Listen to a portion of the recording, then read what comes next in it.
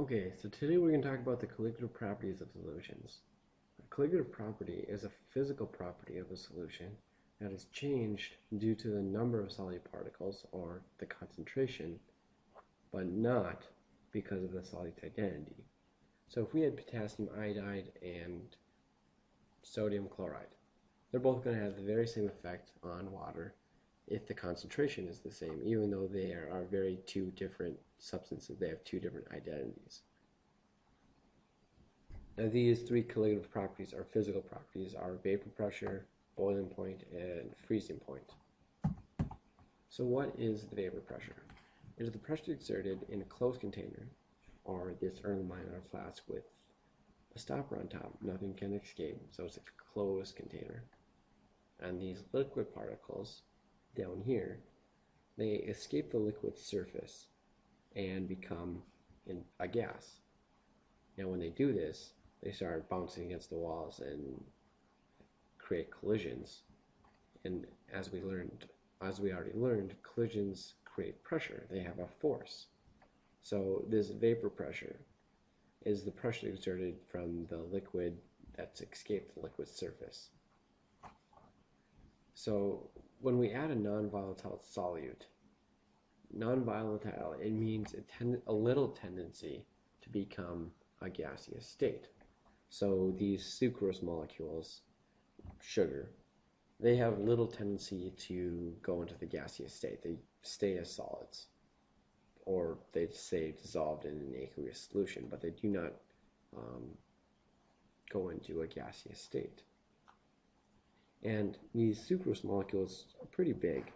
They take up a lot more space than these water molecules, and when they're on the surface, they get in the way of these molecules escaping. So since they get in the way, there's less particles that are actually in the gaseous state, which means there's going to be less collisions and the pressure is going to be lowered. So over here we have a lot higher pressure from just straight water than we would if we had sucrose in water. There's a very similar concept with boiling point elevation, excuse me. The boiling point actually increases because it takes more energy for these liquid particles to escape to be a gas, because these solute particles are in the way. So since it takes more energy, it takes more kinetic energy, that means the temperature goes up before these liquid particles escape to become a gas. So the boiling point increases.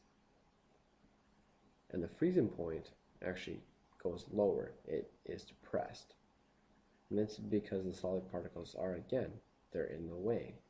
They get in the way of the liquid particles trying to arrange themselves into a solid. This is why we put salt on the roads. The salt dissolves and kind of gets in the way of the liquid particles. And instead of liquid forming ice on the roads, it stays as a liquid because the freezing point is depressed. So as we already said, the colligative properties depend on the concentration or the number of particles, not the identity of the solute. However, ionic solutes, they always dissolve into two or more ions, whereas molecular solutes, they only dissolve into one molecule. So if we have 8 sodium chlorides, here's 1, here's 2, here's 3, and they dissolve.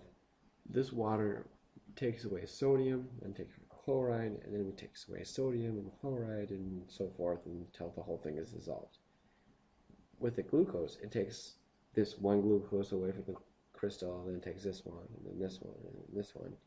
Well, eventually,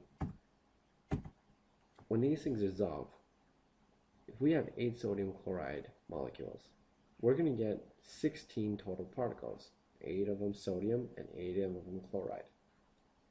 However, these 8 glucose molecules, when they dissolve, we have 8 aqueous glucose molecules. So ionic solutes, since they dissolve into 2 more ions, they have a much bigger effect on the colligative properties than the molecular solutes. And there's actually even different ionic solutes that produce more particles. For instance, calcium chloride. Calcium chloride is in a 1 to 2 ratio. So we actually have 3 particles for every 1 calcium chloride. So instead of having 8 and 8, we have 8 and 16. So now our total is 24 total particles instead of 16 total particles.